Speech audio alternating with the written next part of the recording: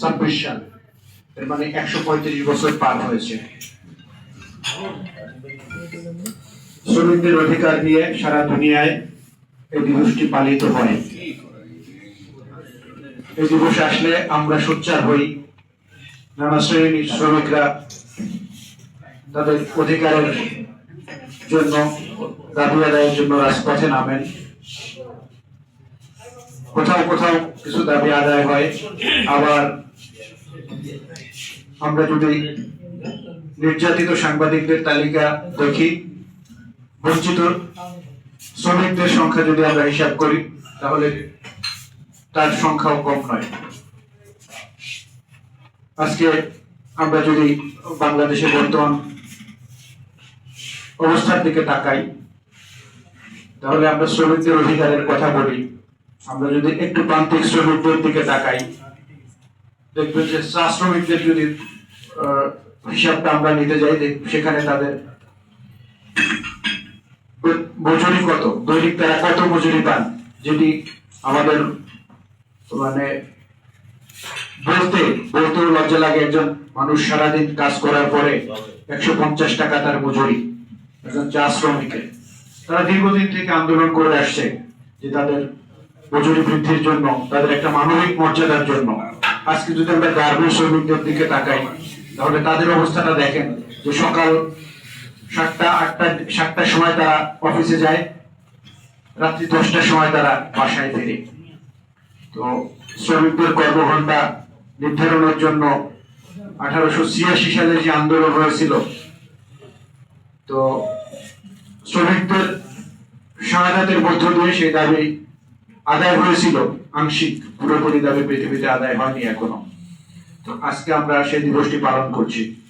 তো আমাদের এক ভাই বলেছেন যে আমরা যারা এখানে আজকের এই দিনটির আয়োজন করেছি, বিএফইউজে এবং ডিউজে এবং এই আয়োজক সংগঠন যারা এবং এখানে যারা রয়েছেন, আমরাও বাংলাদেশের শ্রম আইনের অধীনে চলি, আমরাও শ্রমিক।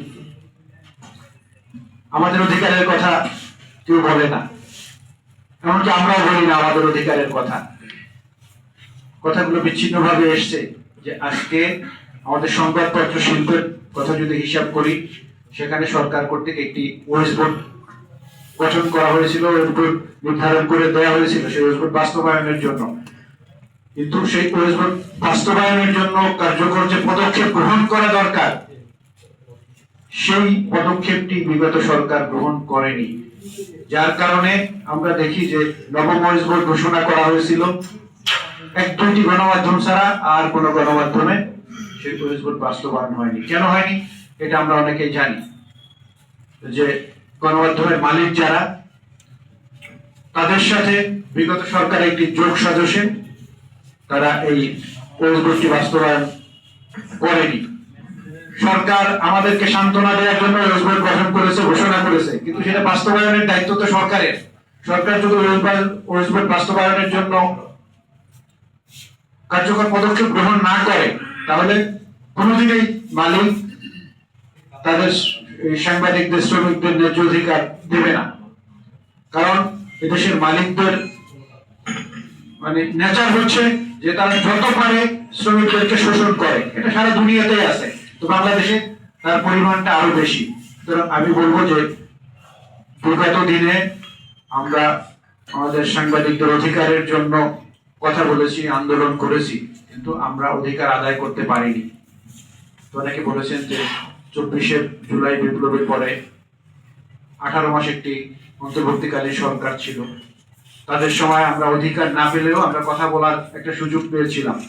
বর্তমানে একটি নির্বাচিত গণতান্ত্রিক সরকার দেশের ক্ষমতায় রয়েছে।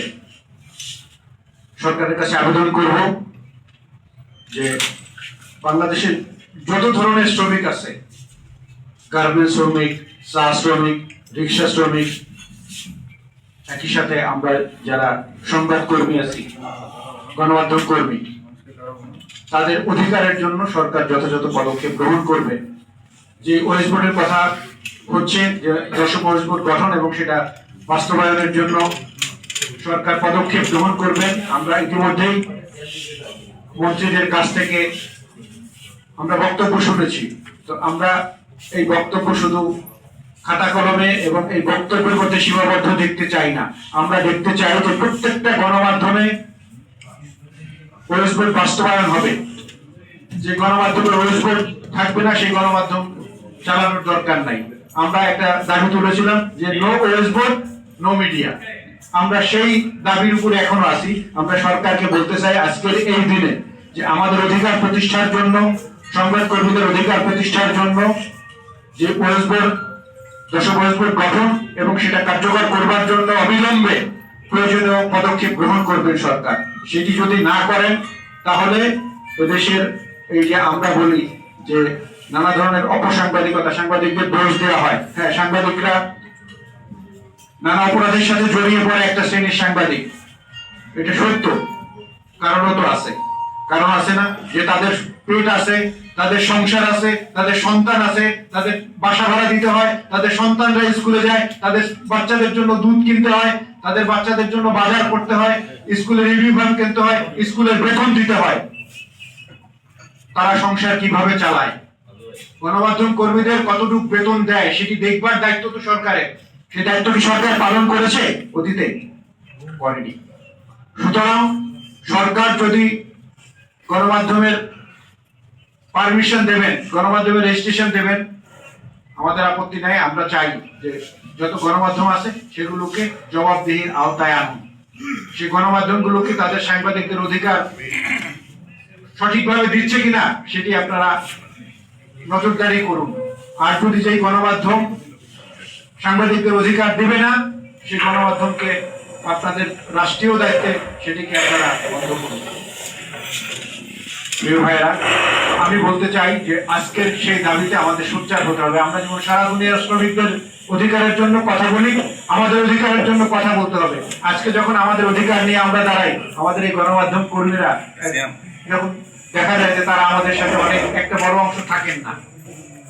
এই জন্য আমরা চাই যে আমাদের ঢাকা সাংবাদিক ইউনিয়ন, বাংলাদেশ ফেডারেল সাংবাদিক ইউনিয়নের পক্ষ থেকে সাংবাদিকদের অধিকার প্রতিষ্ঠার জন্য, গণমাধ্যমের স্বাধীনতা প্রতিষ্ঠার জন্য যতগুলো আন্দোলন হবে, যে সংগ্রাম হবে, তার সাথে সবাই একাত্ম হয়ে আমরা কাজ করব।